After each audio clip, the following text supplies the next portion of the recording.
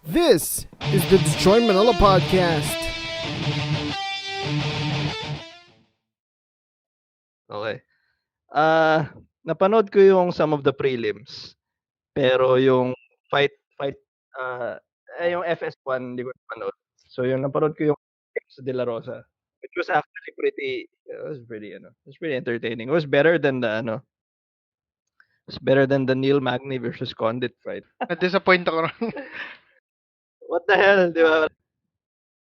Some people were saying na vintage Condit, pero parang fading Condit. Feeling Condit nga. Ang classic Condit nga. Ayun, Pero si Neil Magny, I thought he'd be finishing Condit after all that. Like, ang dami niyang takedowns, ha? 12? Apparently, nahirapan din naman pala talaga siya. Oh, pero ang linis nila pareho. Walang nagdugo, walang Parang ayos. wala sila sa condition ng maayos kanina. Oh, dude, parang nasa main card kayo. Ano ba? Parang tinatamad sila pareho. Just Oo. sparring lang, di ba? Mga Reebok. Mababa yung bigay. Mababa yung show money. So, ang talagang inabangan ko lang dun sa fight kasi kanina, talagang yung co-main at main eh. Oo nga, actually. Parang feeling ko, hindi naman siguro mag-aano si Khabib, di ba? I mean, he's gunning for a title shot. Kasi yung mga undercard, sabi ko, nakita ko, okay, siguro may mga some notables, pero mas aabangan ko yung mangyayari sa main and co-main. Yun na nga. It both didn't end the way I expected it Yeah, to be. oo nga eh. That's true. And I thought, parang si Cyborg or si Holm would get a knockout man lang, di ba? With Khabib naman and Alam ko, knockout si Khabib, ah. Barbosa, hindi ko alam kung ano yung score, pero parang pinaglalaroan niya si Barbosa. Parang anytime he could have finished Barbosa. Yeah, I think he was like drawing it out a bit. Ganun. I guess he was being careful na din. But it did look like he was drawing it out a bit. Parang, wala siyang slams, ah. Oo. I don't know kung testament yun sa skill ni Edson, pero first time I haven't seen anybody get slammed. Oo nga. Ground control talaga ni no? Khabib was something else. Nakita mo si Edson, parang alam niya na mangyayari, pero I Hindi can't niya, stop. oo. Kitang-kita mo na sa harap ng mangyayari sa'yo, pero kahit anong gawin mo, hindi mo mapigilan. Ganun yung nangyari. Shit. Tapos makita mo sa mata niya, he was gassing out. Oo. After, di ba, parang, wala na ako hininga. Ano ba yan? First round pa lang. Actually, Tapos yung mga switch kick, no? oo. Sabi. Parang si Barbosa was getting a taste of his own medicine kasi si Khabib bumabawi din ng ganun. Bawi nga eh, oo. Nakakasa ako parang, so Habib is just taking them. Okay, sige, sipahin mo ako. When I catch you, I'm gonna maul you. Parang walang nararamdaman sa mga kicks ni Wala, Barbosa. Barbosa si Khabib. Parang hindi nag-iiba yung demeanor. Sige, sinasalag ko pero other than that, it's weird. Hindi ko alam if it's an Eastern European thing like yung kay Fedor na pag tinamaan parang walang reaction or what. Poker face lang tayo. Ganyan, okay lang kahit masakit. Ganyan. It's not manly. Sayang, no? Mukhang wala na talaga Emelianenko brothers. So Oo si nga eh. Habib na yung And yung main event naman. That was awesome. I was actually thinking na sana baka kayanin ni Holm si Cyborg, which kakayanin naman sana, pero at some point parang biglang nag-fade siya. When it was Cyborg's turn, I thought she was gonna knock out Holm, pero hindi rin pala kinaya. Hindi rin pala. Pero si Holly gave her all she could have. She gave Cyborg, I think, the toughest fight in years, ano? Oo, tindi. Tapos I thought si Holm should have like kasi ang ending ng mga combos niya, head kick palagi, 'di ba? Oo. Oo. Imagine if she had gone to the body more, siguro baka mas gumana. Parang, yung ko parang nag-iba-iba yung, in the middle of the fight, parang nag-iiba-iba yung game plan nila. Iba yung galaw. Oo nga, eh. So, ang galing ni Cyborg, you have to give it to her, parang nababasa niya lahat ng mangyayari. Nga eh. Gulat na gulat ako dun sa round after round, nag-a-adjust siya bigla. Pero siguro pag may pumapasok, tatlong Oo. combo, ganyan. Simula dun sa mga underhooks hanggang dun sa mga knees ni Holm na nalulusutan niya. Tama. Pero yung game plan kay Cyborg ang ganda 'no, so you won't get busted up. 'Pag Oo nga eh. naka-clinch siya, lagay mo sa cage. Galing 'no? Sobrang ganda ng Then control exit, niya. exit na malayo. Parang natuwa ako dun sa, malakas din pala si Holly. Siguro nung natalo siya at nawala sa kanya yung title was a fluke. We don't really know. Grabe naman kasi yung si Jermaine. That's a Pero woman who would rather not parang fight for the title than fight Cyborg. she should have been the one to face Cyborg eh. Exactly. She Baka should naman have kasi been the one. mamaya meron pala siyang ano eh, may laban pala siya. Hindi niya na mapapakita kasi tinitawan niya yung Oo, belt wala niya. na. I mean, after that, who wants to face Cyborg, man? And some people were joking pa nga na it was not a Cyborg versus Home fight but a Vanderlei Silva versus Home fight. Grabe yun. Pero you can see naman kay Cyborg, in all fairness to her and no offense to Vandy with his roided up physique, na naglast si Cyborg for 5 rounds na, "Uy, katawan niya 'to." 'Di ba, komportable ako. Akala ko dahil syempre may history siya ng pag-roids. Hangin niya Oo mas nga, mahina na pero longest fight niya ata to, no? na walang knockout. Oh, This is the woman who retired Gina Carano, damn. yeah. So who should face Cyborg next? Kahit umakyat pa yata siya ng division, wala na sa mga kalaban eh. Wala na siyang makakalaban. I know kinuha nila 'tong featherweights kasi bumili din sila ng latest na Tough Season Ah, with featherweight women. So, they wanted to fill that up na with Cyborg at the top, so kahit ang promotion yata sa women's division, hindi kasing stacked as it should be. So, sa bagay, baka naman sa next tough na may makuha silang women featherweight, meron ng tougher competition pa si Cyborg. we can only hope. Ang weird din, eh, feeling ko it's this is the featherweight division of the women's is their ano na heavyweight. Parang anything higher medyo ano na yan, parang sobrang freak show. Gabby Oo nga Garcia eh. versus old women. Parang anywhere else yung next na pwedeng makalaban ni Cyborg is si Gabby Garcia. They can't really Gabby fight. Garcia, hindi kaya friends sila, eh. Uh, Nagpapaano nga sila, nagpapa-nails sila together, nagpapa-hair sila together. Grabe din naman kasi si Gabby Garcia. Did you see that video na naka-weigh-in na yung ano, yung kalaban ni Gabby, and then afterwards, here comes Gabby Garcia, overweight by 26 kilos. grabe. Ang laki niya. The opponent was like 160, and then sabi mo nga 52 or 54 years old. Parang, wow, man, 52 you're or 50. really going to fight a middle-aged woman? You think that's that was supposed to be their rematch eh. Siya yung lola dati yun na na nga. nakalaban niya. Why? And Yun na nga, diba? And I thought they'd rematch, parang every other month lang they'd fight ni Lady Tapa. Hindi pala. ay Oh, parang Ryzen. But spectacle we deserve, man. This age deserves. With the cup noodle man. Nakita mo yung cup noodle man nakita this ko yung way? Cup Noodle Man.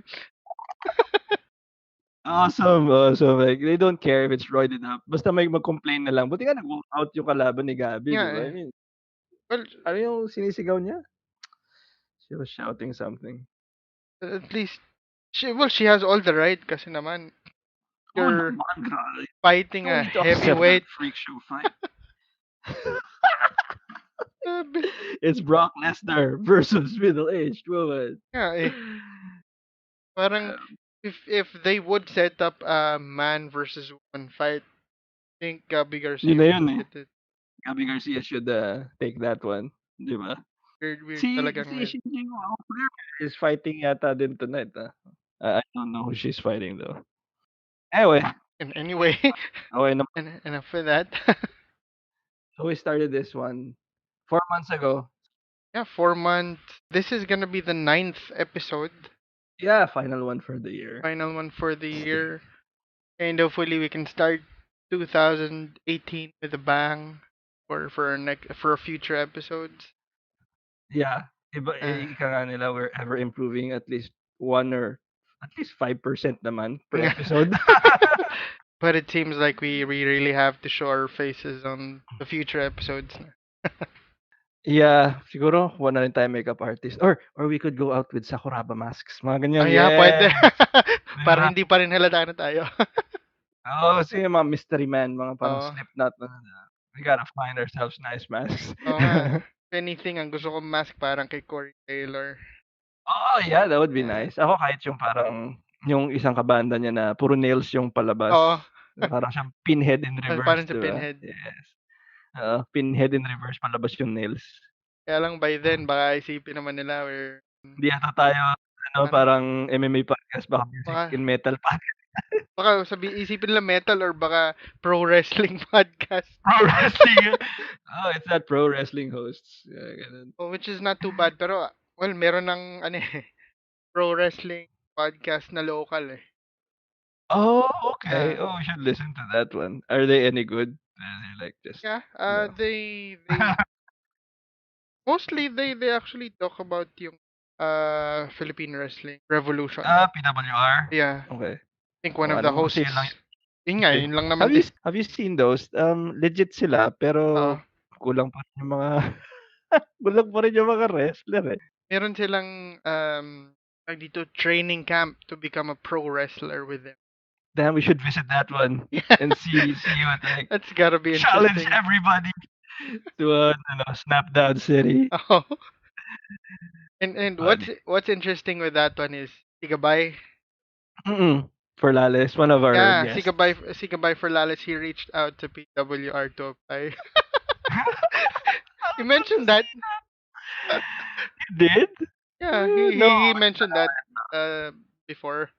It was funny because I don't know why, but I think they think he doesn't know anything about wrestling. Get ready for a Which surprise. o bigla sila pag Magkaroon sila ng mga injury bigla. mabilisang totoong injuries yan. Totoo, hindi siya fake na parang, you hit me in the back. No, ganyan. Lalo pa yung wrestling background ni Gabay is something else. It's high level, man. It's super, when he teaches you stuff. And by the way, nung dumaan ako sa kanila, he started teaching me the striking protocol. It's like fast, Ganon din siya kabilis magturo sa sa grappling. Like, he taught me CSW basics in like 2 classes. And I brought that over to the other classes. Parang, ang bilis niya talaga. He's really such an high-level educator. Oo. Kaya nga, Acumen niya is off the charts, diba? Ay, sabi mo nga yung mga tinuruan niya sa striking protocol, nagbi-business na. oh, grabe. If you go around QC circle, Nagtuturo nagmi-meets na doon. weekends. Ayos. There are a few people there na nag-striking protocol under him na nagtuturo doon. Nagtuturo na, offering striking protocol, advanced diba? Anyway, we should really talk to Gabay more about that. Have him on the show again. It's been a night, like weird but really like revelatory for us, especially na 8 episodes, diba? The range of people na we have featured is amazing. Parang yung mga naalala ko lang, nag-usap lang tayo stuff that we watched and then we started having guests. And then from people like sina Jade Lu. Yeah. Yung From Jade Lu to Martin Yen. Yen, man. Diba? Oh. I can't believe we scored that one. It's like, and how much info, parang just how much confessional info we got from him na tipong, Ang pack he's nung a full-time mechanic, mga ganun. How does he do that? Yun nga eh. I don't Paano niya uh, pinagsasabay?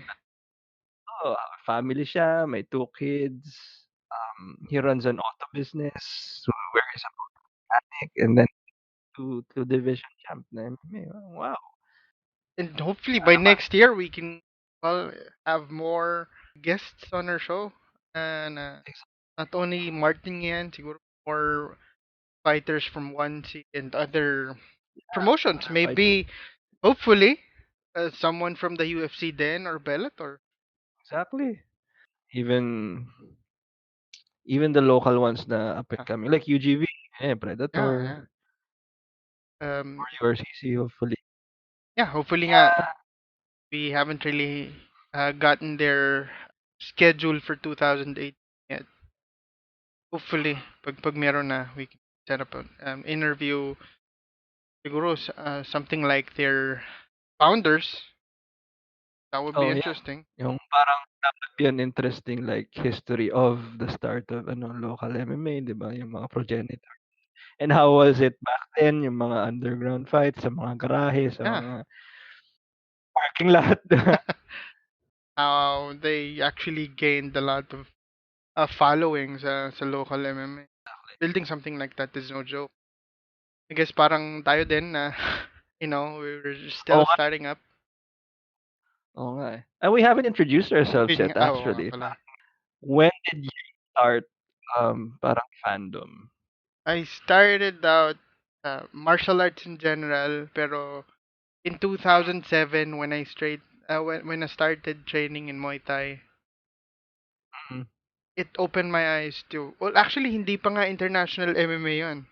My Muay Thai coach Mm. back then was fighting was doing MMA, fighting MMA under the now defunct Fearless Fighting Championship. Oo, yung sa Pasig. Sa Pasig, Ba yeah, yun? sa Metro Walk. Tapos, Yun 'di ba sa Pasig? Oo. oo. Tapos, meron siyang kasama sa team niya before na nag-URCC yata or something.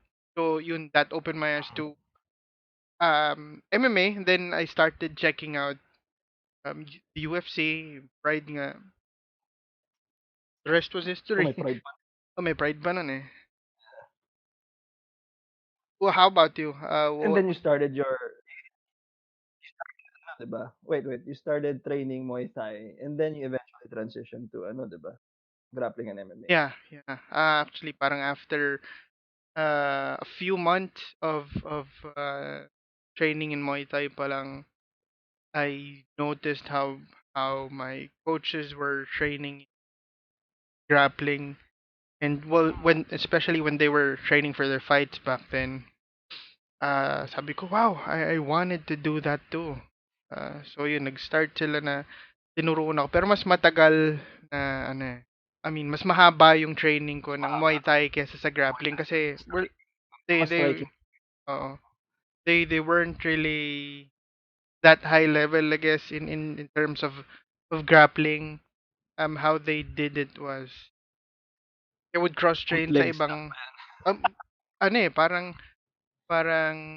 basics tinuro sa akin, armbar, knee Okay, bar, basic upper leg, body. basic upper Okay, body, basic subs. basic subs, which was what I kinda used when I joined Rollapalooza 1 Oo nga 2008. pala. Oh, tell us about that. Yeah. Like, so parang nabuyo ka mag-compete ba? Actually, I saw that on this forum before called PinoyMMA.com. That was Mhm. that was Yung forum before pa talaga. forum pa talaga. Forum days, That forum, everybody was there. Yung nung wala pa tong di pa ganun kalaki tong Facebook. All the big names in martial arts and local MMA were there. Sila yung Vives brothers, Sulit brothers, Oh, si okay. uh, Si TJ tsaka si Ali. yeah, si Prof. Alvin Aguilar, and everybody else in the MMA community before nandun na lahat, and nag-post doon si now Prof. Ali Sulit, uh, na Nag-start sila ng Rollapalooza 1. Sabi, First row lang. first Rolla. O, di Sabi ko, ba? I want to join that competition. I'm gonna do everything I can to get in. Wala akong Ah. wala pa akong masyadong Pero alam at sa nakailang buwan ka na ng parang 2 months na nagga-grappling. months? Ang tapang ko kasi ang original setup ng Rolla was parang it was Novices all lahat. novices. It was all parang no belts, weight classes lang. Okay. Also, bahala kayo kung Parang bahala kayo. kung kay purple ka, kay puti ka, like All what wala, happened. mga alam mong subs na by then. Yun nga. Yung ang So brave, man. nga eh. Tapos since hindi naman din talaga ako makapag-focus directly sa grappling kasi tinuturo sa akin grappling What do you mean? How many times a week did you train ba? well I would be able to train at least 3 times a week pero 3 times a week. grappling for MMA.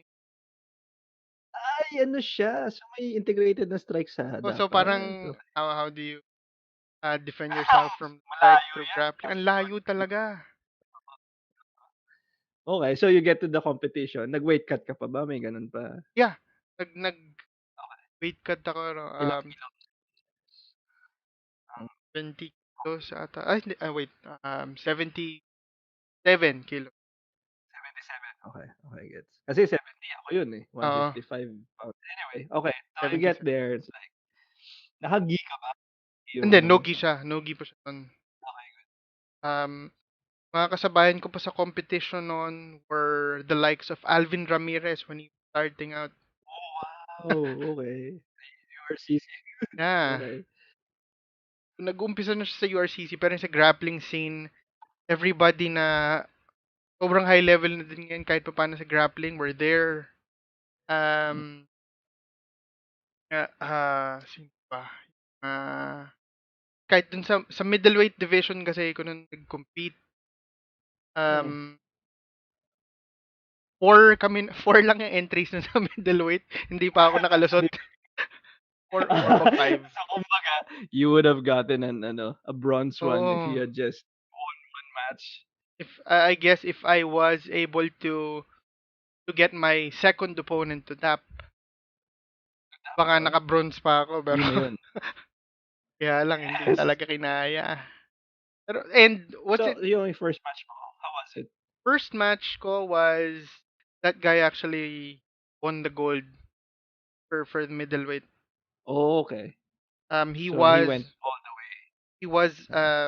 an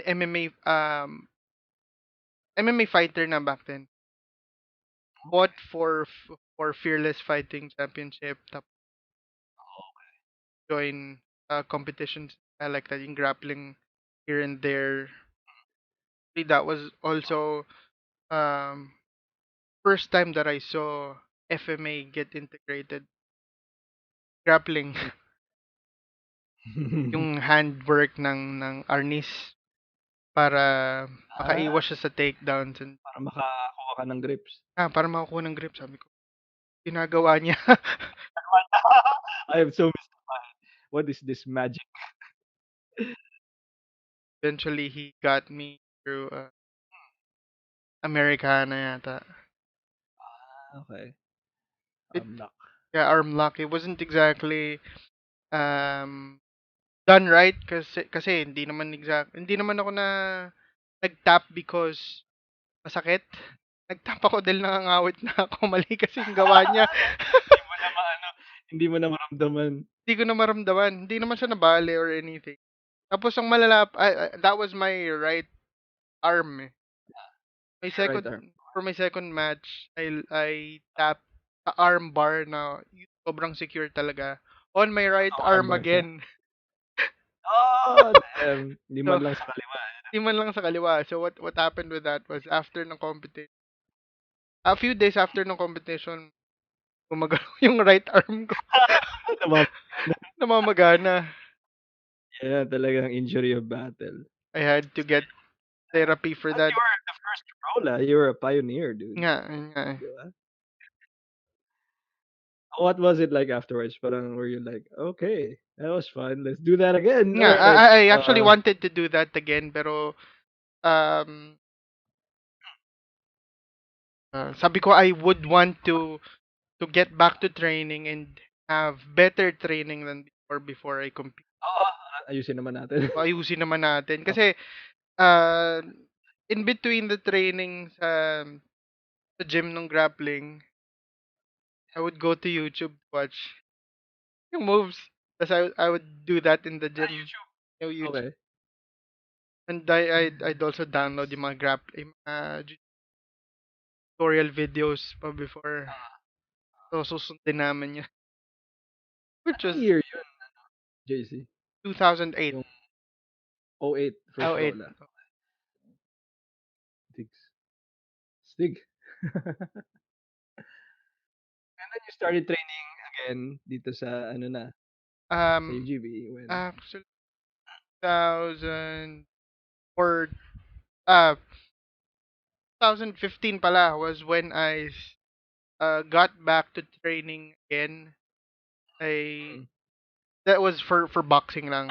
Nasa gym of pero course. Okay, from 2000 actually I stopped training completely dun sa dati kong gym 2010.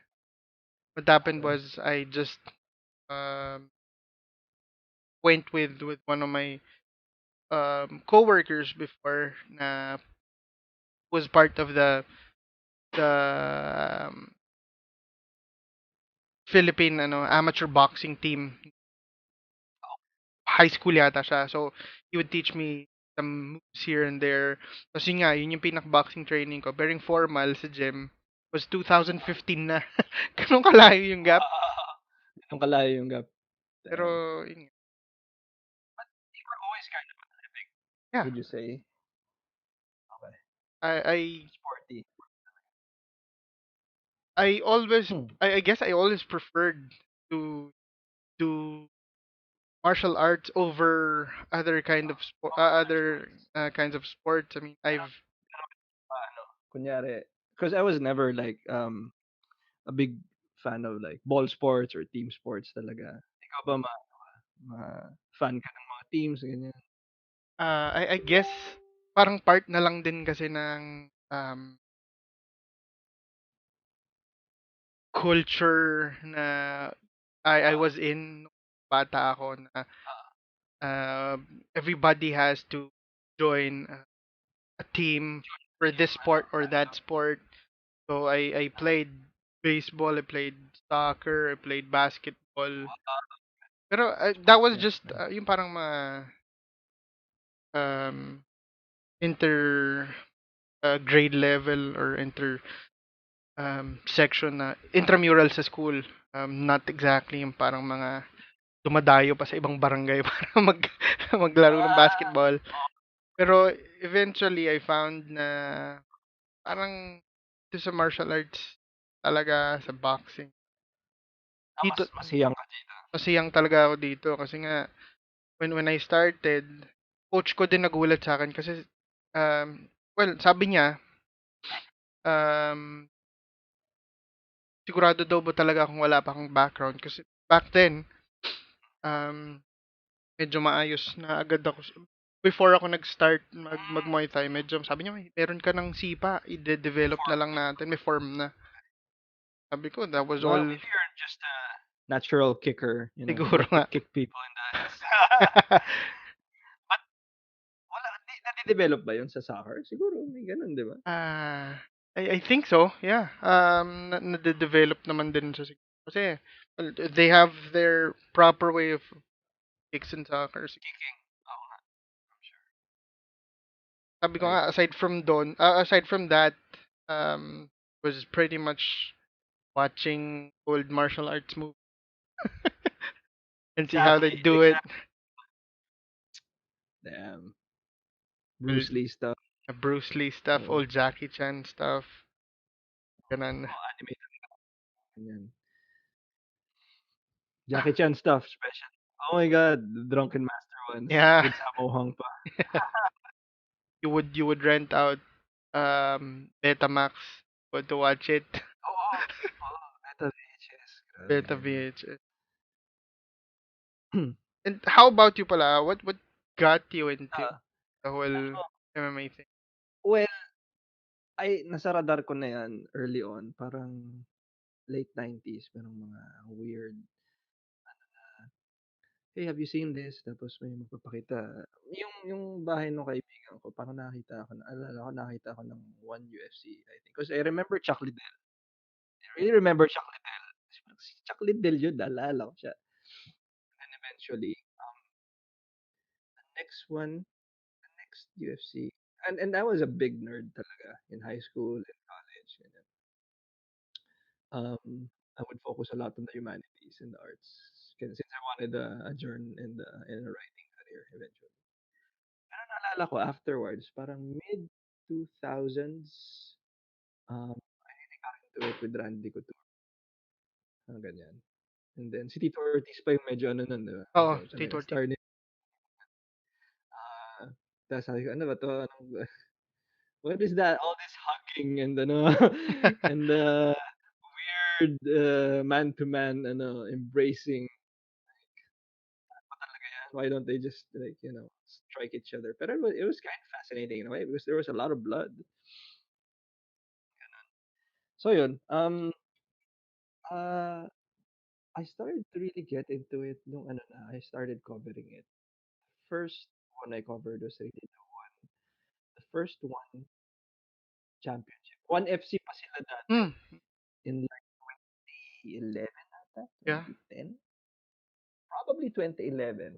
Um, I kind of just fell into it. I don't even remember. Parang sabi ko na lang, yeah, I want to go there. I don't remember which outfit I was working for. Yeah, I wanna cover that. I didn't know shit, so I started researching stuff. Like totally fascinating. Ah. After 2011, fast forward to like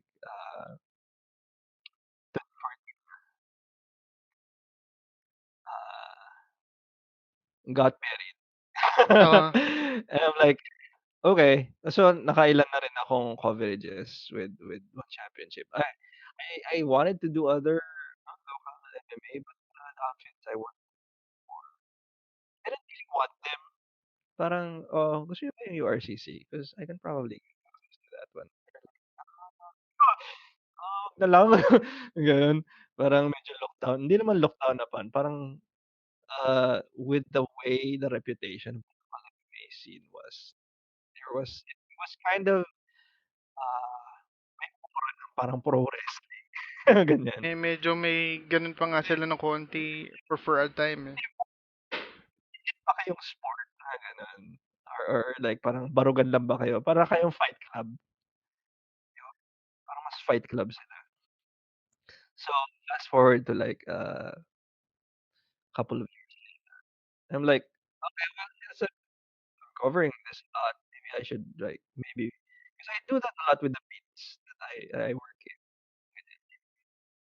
Sa music, I hang out a lot with the bands. Eventually, I become friends with them, and that led me to starting how learning guitar and like, "Uy, I'm pretty good at this one." Actually, I started with drums. I'm like, I actually went to one whole drum course, and I discovered na wala akong masyadong coordination. Hindi ko mahati yung sarili ko Ah. I was a very good drummer, but I had like a good ear for beat. So I Hmm. transitioned into eventually I started my own band. And afterwards parang hindi ko na ma-cover yung mga local music people because they were all my friends. Oo. And anything bad I would say about, and this is true, sad, but it's won me a lot of friends in the process. So I just started like not covering local music because people would complain, kala ko ba friends tayo, stuff like that. Parang Oh, it's kind of parang sad may that uh, yung criticism mo is taken in a bad way na parang uh, but it's my job and sige na nga, di ko na like cover. oo nga. Mag-ano na ako. In the same vein, I thought maybe I can. I've never been physical. Uh, Weird, di ba? Oo nga eh. Now that I'm a lot of grappling. I've never really been physical talagang I thought exercise was like and none of my idols exercised. You think Jim Morrison exercised? No, it was just naturally sexy, bro. Gano'n. Anyway, gano'ng katangahan, 'di ba? Parang I never learned about physical culture, but I was pretty cultured, in terms of fringe and, Yeah. alternative cultures. Ang dami ko alam dun. But I never knew anything about sports or especially combat, but I loved, I loved watching kung fu, I love watching Hmm. martial arts. Ghost Fighter was a big thing back Oo. then, 'di ba? Yung Oo. you Japanese name yun, Yu God. Yu Hakusho. Anyway, sina Eugene, Ay, sila Yuji. oh, yan, sina Eugene na parang Dragon Ball, ganyan, and the Jackie Chan movies, Drunken Master, especially. Just parang from I would sense something about the dude was like speaking more about a greater kind of philosophy rather than just martial. So Ah. all that, not, you know, nothing risk is naman. So maybe I can safely study this thing called jujitsu because they say it's the gentle art, and they all say I'm like, okay, so just living in Makati na by then. Like, hanap ako. So I find this gym sa may it's Alcalan sa Ayala sa tapat ng fire station ng Ayala. It's called Origins Jiu-Jitsu. Blah, blah, Ah, blah, blah. Si TJ Sulit ang first yeah. jiu-jitsu instructor. So asked my wife, "Do you wanna like enroll ourselves?" Since we both like MMA anyway, parang nakasama na siya sa'kin in a few coverages since they would give me like extra stuff for Ah, covering parang okay, you can bring your friends, stuff like that. Okay, so since she liked it, parang for me it was a great opportunity to deepen my knowledge and eventually parang if I deepen my knowledge, maybe I can write about it better. Tipong gano'n, 'di ba? oo nga, Okay, tama. so it'll be fun, you'll get exercise, plus you'll be with your wife, and it'll be safe since it's a gentle art. Oh my God, first time armbar, parang ayoko na. Sabi ko, "Ano 'tong gentle art na 'to, hinayupak." Parang nabigla ka din first Bigla time mo na. wala akong cardio, wala akong kahit ano. So, it was simply put, first couple of months, I was in Origins.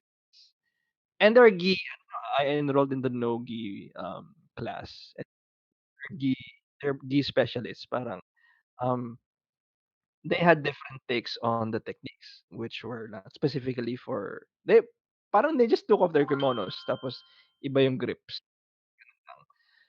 But the first couple of months was like the hardest thing I'd ever done physically. Uwi ng stairs, di ka man lang kung uuwi ka yung stairs pababa, hindi mo man lang parang, okay, it takes me 2 seconds per stair, trudge downwards. In fairness, maganda yung gym. They were just rent, um 'cause TJ was like the athletic program director of the whole Alpha Lands, complex, I think, back then. And they were since may ano na sila, meron na silang iba't iba. It's just nakakita ako ng kendo dun, sabi ko, "Uy, okey yun, ah." And then I learned how much it was, parang, "Wag na lang." 'Cause the book in itself is like 5 or 4,000 and then the armor cost you like a lot. Pero it was really fascinating to watch those kendo people do their stuff. First 3 months ata isang isang technique lang paparaktisin mo. Oh, old school Japanese, eh, ganyan. But it was fun though, first camp ko was Origins. And then, um, we wanted to like 'cause nagmahal sila and it was already expensive to begin with. Um, but I wanted to continue because, "Uy, pumapayat kami." Parang, "Meron na akong tricep." Mga gano'n. Parang Like, gumagana. "Hey." Gumagana pala, "Hey, I can walk like, a lot now, parang I can cover a lot of this." Hindi ako nahapo. Parang, "Oh, beneficial. Tapos I knew what was, the difference between an omoplata and a heel hook, mga gano'n. Parang, okey. So, this helps me in my writing, covering MMA. Cool. And, that was when I discovered we went to a couple of other schools pa. We shopped around, like, I did, like, ilan 1 or 2 weeks ata with the local Gracie Jiu-Jitsu gym dun sa Ah, may may Gracie Rosa Baha Center. pa before doon. Oo, may Gracie Barra pa ata. Pero this was like the total Gracie, kay Henner and Ah, Hiron, affiliated one. does it still So exist? Parang hindi. sorry? Does it still exist Alin in nun? that gym? Yeah, it's still there. They changed their program, parang instead of, 2 weeks ata, parang 10 sessions na yung puwede mong trial, mga gano'n. Oh, But we didn't go there because for a lot of reasons, most of which was like they were pretty expensive and I didn't wanna train in gi, which they do a lot, almost exclusively, and they don't spar. That's why like, "Oh, but we weird. sparred a lot in order," like, yeah, ayun. And nung naano nga, nung nandun kami, parang you could appreciate yung difference between the instruction in Origins, especially with TJ Sulit, who's like an Oh, amazing jiu-jitsu instructor, and I mean, he's huge pa, ah, gano'n, but he can be really gentle.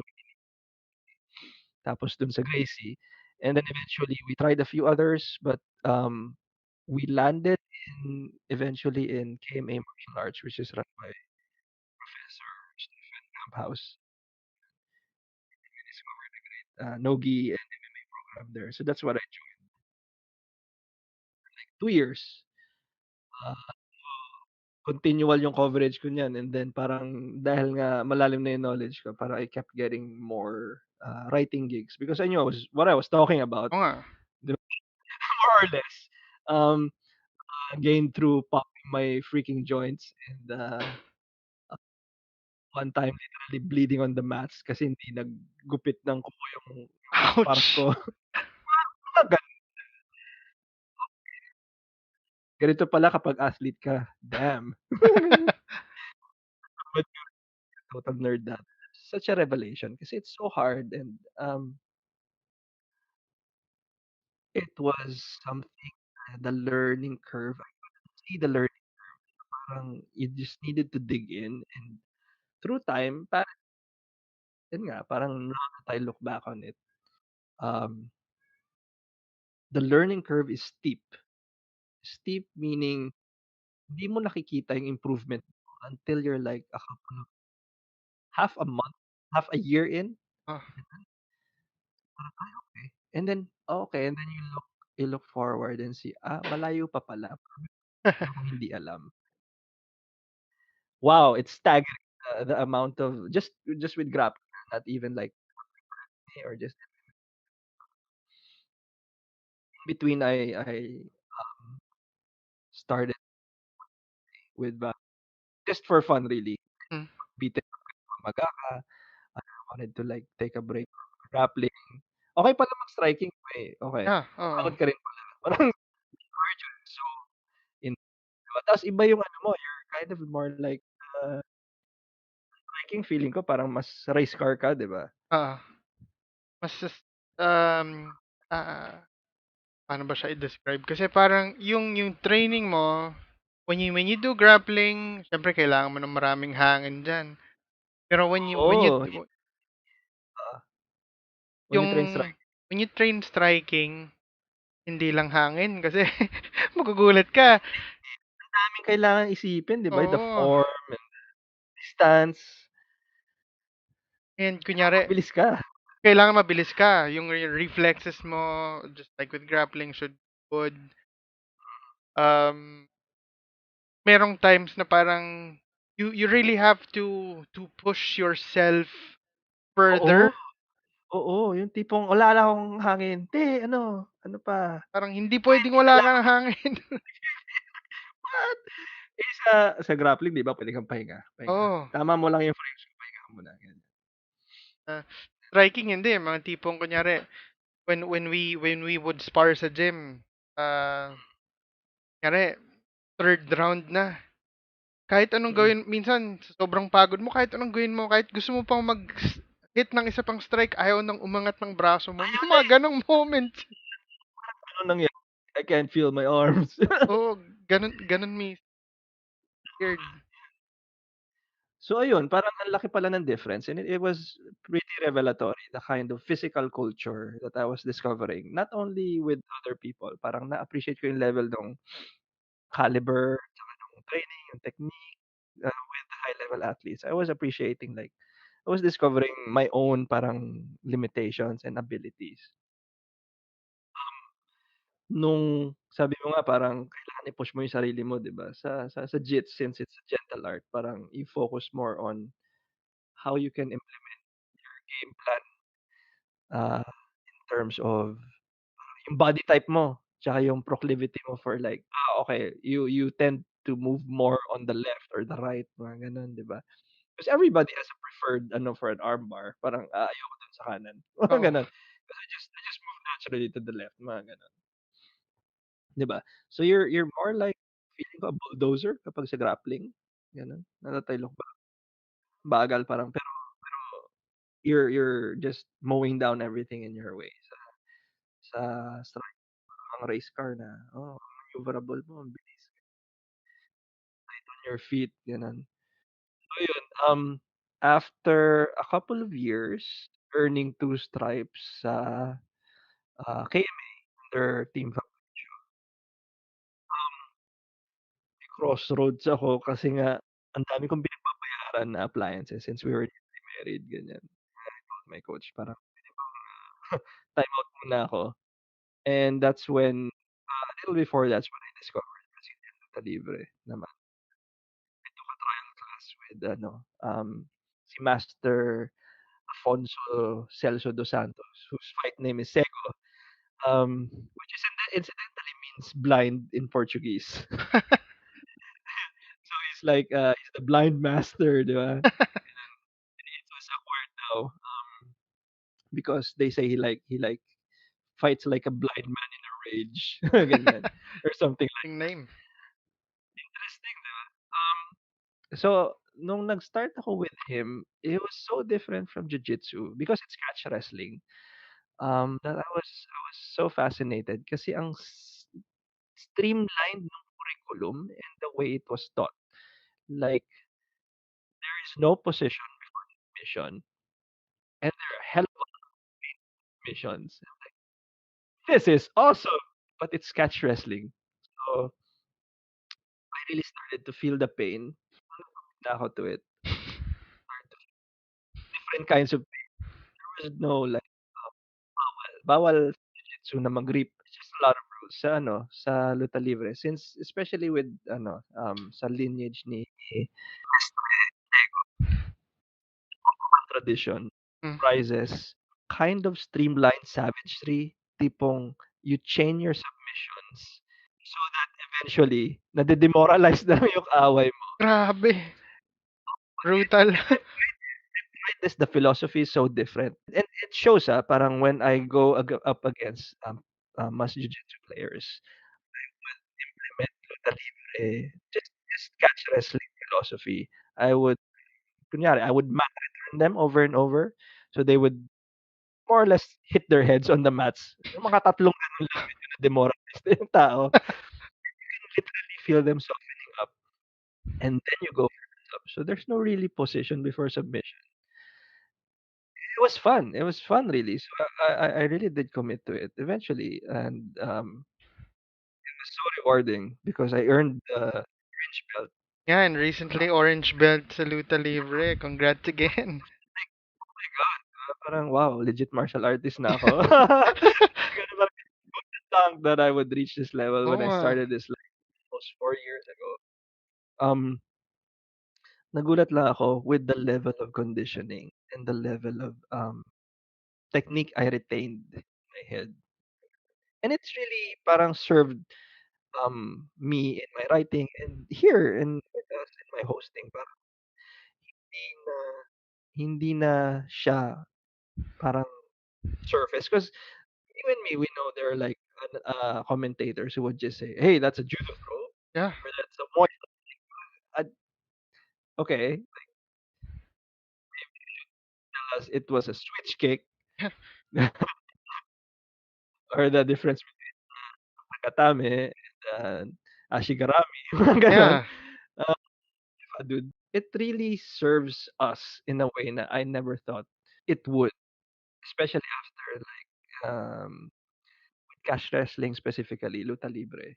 Um, the training is so brutal and, the lineage team show fight, which is, Sego's, Yeah. team from Butukan to show fight is so old school na pati yung training na-appreciate mo na tipong, okey ganito pala sa Brazil. Ganito pala sa Brazil, kaya sila matitigas. So So there. how they train in Brazil is how Mestre teaches you.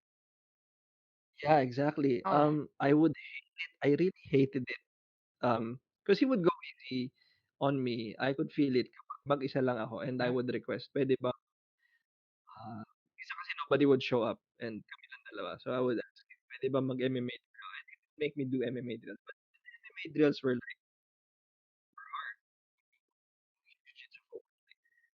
I would do dummy drills and there are times na tinatapon ko pa-suplex yung dummy. Dummy is no joke, like, it's freaking heavy, man. I would do like 20 throws per set, 'di ba? Ta's may conditioning pa ako, mga gano'n. Buti Hardcore nga training talaga. eh, kulang na lang talaga, buti nga daw inalis na yung part na yung pinagsasasapak yung tiyan mo. Oo. May gano'n daw talaga sa kanila. So, he said parang ano, it's just parang feeling niya barbaric na yun. So, Oo nga eh. inalis na namin sa curriculum yun. Parang wala nang mag-aaral nito. But Oo. the difference is really palpable in terms of parang sobrang OG nung level. And I could appreciate what I learned from KMA and what I learned in because the top game and the bottom game really do complement each other. Especially since sa KMA, I learned a lot of 10 planet stuff. So I had a pretty decent rubber guard coming into Luta Libre. The sequences were there. It's just, of course, the people I was going up with were like huge, really huge people in Luta Libre. So from there, that was like up to now, parang I'm really glad we started this one because we both can implement our knowledge and explain to people what's going on. It's good. I mean, you look at other people na they talk about MMA and everything, pero do they really know about it? Because do they even really train? They don't Yeah. know the nitty gritty about it. Parang ganon. And it really shows a lot when they're trying to fake it, 'di ba? There's a ring of authenticity to people who just train. Parang yun lang. We know how it is to hit the wall, 'di ba? Parang hindi ko na talaga kaya. Namumuti na ako. Okay, wala na, deads na, puputok na yung puso ko. 'Di ba yung gusto mo pang ano, pero talagang akala mo mag-e-explode na yung heart mo. Oo, that has happened to me. Actually, even almost, yun nga, May pinagkaiba conditioning natin. pa kayo, 'di ba? May conditioning pa, so there are times I would almost black out, but I would not good, pero I mean, I would want to push myself harder and hard. Yun nga, minsan sabihin ko sa sarili ko, feeling ko kaya ko pa yung training, pero Mamaya nagdidilim na yung paningin ko. didilim na yung paningin ko. Grabe, there was a time na ano, I couldn't even see what I was doing. Gumagalaw yung Oh, shit. katawan ko, So, pero gumagalaw na nag may work ako pero hindi ko na makita yung hindi mo na tinatamaan ko. makita yun, nasaan na yun, oo, Parang mga muscle gano'n. memory na lang siguro yung gumagana. Pero ganun ka blackout. Minsan, grabe. It's kinda weird sometimes when you're doing yun nga, mid-training tapos sobrang na-push ka na. It's easier to kick, 'di ba? Hmm. Nagugulat ako na parang bakit mas madaling sumipa na 'pag pagod na pagod ka na. If anything, mas I madaling don't know why sumipa that is. kaysa suntok pag pagod ka na. Kaysa sumuntok, oo, bakit I can feel my arms but I can kick, how is that possible? Oo. There are times then parang I guess me personally, I stuck with the grappling because it's amazing the times when I felt the flow, yung that all elusive flow. Siguro sa luta libre hindi siya flow eh. I guess it's the domination factor or something equally as savage ganyan because you're doing the top game. Parang you can like we saw today Habib, 'di ba? Breaking down Edson Quota. There are times that you can feel the person of the bottom giving up. Parang, oh my God, I didn't know I could, and then sa jiu-jitsu naman specifically, that flow thing, very elusive siya. Probably like felt it purely like only twice or thrice in an actual role. And syempre, mas maraming bad rolls, di ba? Every 10 bad rolls, there's like one good, really good. You're just hitting all your timing and everything. But the flow and the domination, the top game domination are what have kept me training really. Yung parang merong maliliit na transcendental moments. Like in music, I've only felt that a couple of times. Sa gig na tipong or everything is like rewarding and primal and enjoyable in a 3 months is, probably 3 years. yeah. 3 months is nothing. Bagay si CM Punk nga, di ba? He took like Oo ilang nga, years? Didn't ilang years even, still he didn't sabi even nga perform well. no, it did. It was like, oh, one-sided beatdown. Parang sabi nga nila speaking of CM Punk, only decent matchup with Floyd, if ever Floyd wanted in. Oo nga eh. Okay, I kind of see that.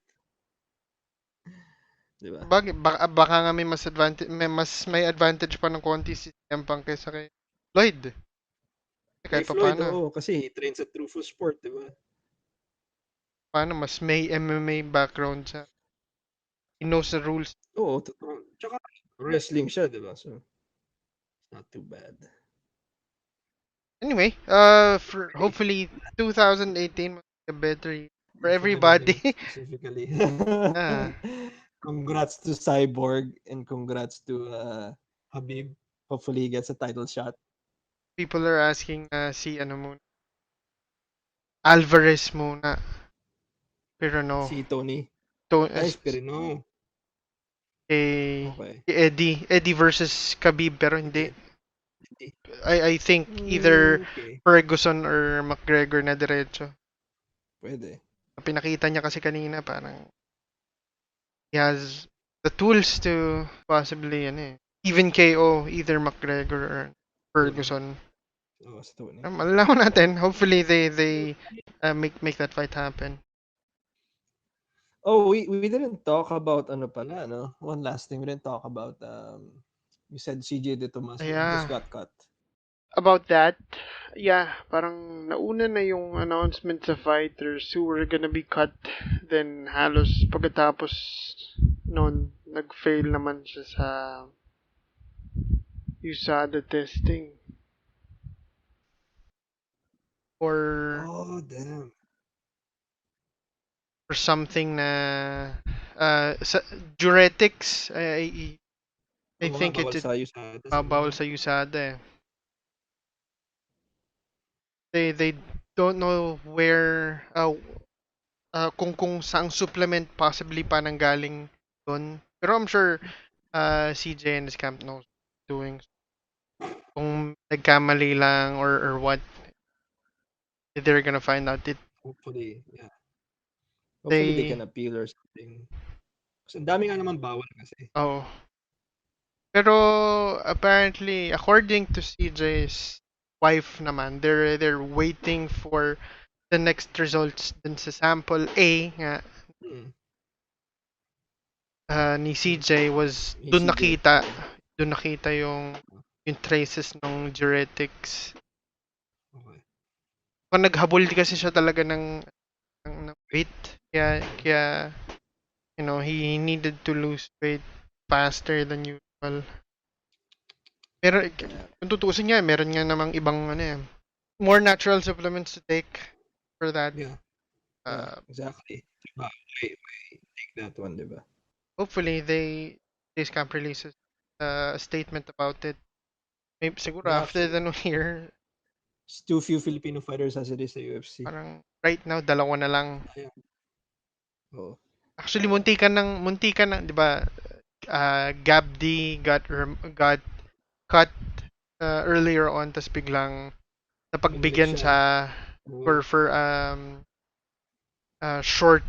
short notice fight, which he won. So dalawa na lang sila ni Danelao sa doon ngayon, apparently, Oo.